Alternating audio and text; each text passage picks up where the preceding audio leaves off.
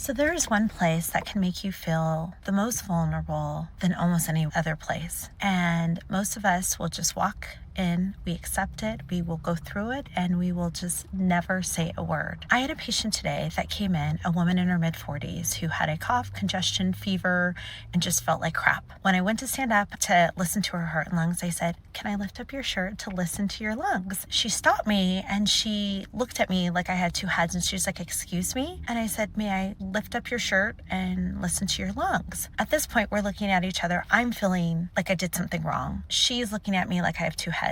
And she's like, "I'm so sorry. I was thrown off because you actually asked me before you touched me." When she said that, it made my heart sad. It made me realize that this woman who I assume in her 40s, who has gone to the doctor multiple times for different things, this is the first time she's had an interaction with a doctor that asked before they touched her. This shouldn't be okay.